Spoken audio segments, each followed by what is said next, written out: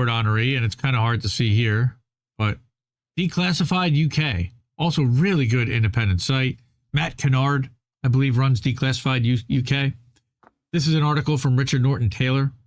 That was Richard Norton-Taylor. Could it sound any more British than that? But UK military figures warn ministers about Ukraine. This is from June 5th, and about 2 weeks ago, but it's kind of funny because we could have predicted this. But British ministers are fanning the flames of conflict in Ukraine, ratcheting up their aggressive rhetoric aimed at Putin's Kremlin. But senior figures with personal experience of combat are responding more thoughtfully, as they often have, over UK military interventions. You know why? Because they're the ones that actually have to make the phone calls to the parents. So, shout out to Big Mad Crab for the thumbnail that has this picture. It's just these two guys kind of propped out and placed on the thumbnail with a Ukraine flag behind them, and that is a pretty badass picture, I have to say. Of course, from number 10 Downing Street. So this is government propaganda right here, by the way. Yep. So thanks for putting government propaganda on my thumbnail, Crip. I'm kidding. Well, LA 5. I forget those rifles. They're British shit. That is a pretty substantial piece right there. British. It's British. So this is not a terribly long article. Patrick Swayze. No, not Patrick Swayze, Desert Mantis. Not Patrick Swayze. Not that guy. But I mean, it could be. Have you seen Ghost? You don't know how it ends. He's a he was a handsome Saint Patrick. Oh, Saint Patrick. Haha. So shortly before his retirement this month, Air Chief Marshal Mike Winston, who's the head of the RAF, warned that defeat in Ukraine would leave Russia brutal and vindictive, even if Putin disappeared. Which, of course, he's not going to, but Russia may pose an even greater threat to NATO countries, including Britain, he said.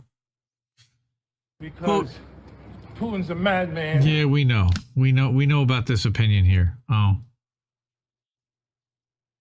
But when the Ukraine conflict is over, and Ukraine has restored its borders, as it must, we will have a damaged, vindictive, and brutal Russia, whose means of harming us is through air attack, missile attack, and subsurface attack.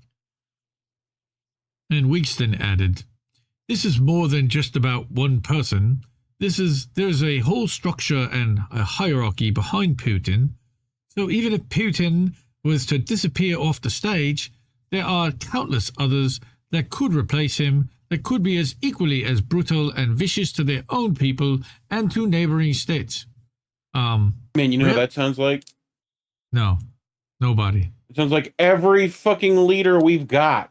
You could you could say that about Biden. You could say that about fucking Trudeau. You could say that about that there's someone equally as vicious and awful and terrible to replace them if they're taken out.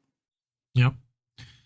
His warning came as Rishi Sunak and Foreign Secretary James Cleverly. Rishi. Rishi Rich, yes, enthusiastically praised the Ukrainian drone attacks on Moscow. Gross, even egging on Kiev to launch further strikes on Russia. Yeah, go ahead. Ugh. Prompt us into World War III, you fucking clowns. Cleverly says Ukraine has the right to project force beyond its borders to undermine Russia's ability to project force into Ukraine itself. In response, the deputy chair of Russia's Security Council, Dmitry Medvedev, said British public officials were a legitimate military target. Yikes. Tobias Elwood, a senior Tory MP and chair of the Commons Defence Committee, went as far as telling BBC Two Newsnight viewers on May 30th that the West must rekindle Cold War skills. Ugh.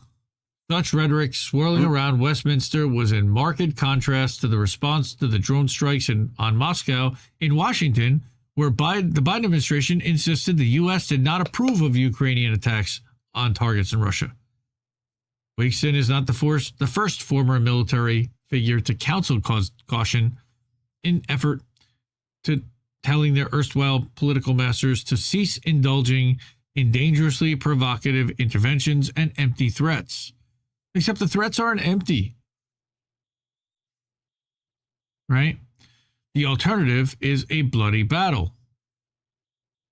And others have gone further. So former Chief of Defense Staff, Lord David Richards, has warned that Crimea should be treated differently from the rest of Ukraine, with a peace deal possibly involving a referendum, and suggested that others in the West share that view. Guess what, dude? You're going to have to include Lugansk and Donetsk as well. Because they've already drawn the red line there. They've already got that territory. There could also be some arrangement over Crimea, whether it's allowed to remain in Russian hands, he said. The alternative is a bloody battle. Now, I don't know. Is it part of Russia now? I thought that it was its own independent country. And that's how it's being treated, as like a satellite Russian country. Didn't Crimea vote to be Russian ruled? Was it part of Russia, or was that to be? Don't know. I don't know. I know it was annexed, but Richards has reinforced the point that we have to understand that Ukraine is very, very important to Russia emotionally, historically. It was part of Russia for hundreds of years. No, it wasn't. It was part of the Soviet Union for hundreds of years, which is why they're never going to allow Crimea to be part of this new Ukraine. Okay. Richards is fond of quoting former President U.S. Teddy Roosevelt's advice: speak softly and carry a big stick, you'll go far. What big stick is that? Didn't get him very far. What big stick? Is it sanctions? Because they aren't working. Is it weaponry? No. That isn't working. Is it depleted uranium? That's only going to destroy a generation of Ukrainian kids. So, yep. They also ignore this observation shared among the vast majority of senior British military figures, namely, all wars end through diplomatic means. Of course. Richards is not alone in highlighting Crimea. Retired Admiral Chris Parry recently warned that Ukraine will do well to leave Crimea alone for now. It is absolute kryptonite to the Russians, and they will die in numerous ditches to hold on to it, even if they lose everything else. Guys, you're not taking, okay, 8 years that Crimea has already been affiliated and not part of Ukraine. 8 years. Actually, 9 years. So, ironic, but it may seem, but senior military figures have consistently warned of the consequences of military intervention. So Admiral Sir Mike Boyce, so he's been knighted, then Chief of Defense Staff, was deeply concerned about Britain joining the U.S.-led attacks on Afghanistan in 2002 and the invasion of Iraq the following year. He was deeply skeptical of Tony Blair's last-minute unequivocal assurance to him that the invasion was lawful. In private, Boyce suggested that the subsequent failure of the occupying powers to protect the civilian population in Iraq was in breach of Britain's Geneva Convention obligations. Well, yeah. Yes, we all know that what a disaster for countless people of war is going to be. Yes. So they allowed that to happen? Yes. So all these different people, former Labor Foreign Secretary, said that this was one of the deepest regrets from his time, and they're just allowing this again. It also refers to the bombing of Libya, toppling of Gaddafi as a shit show.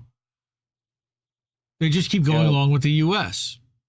Military chiefs have not been alone in warning about the dangers of military intervention.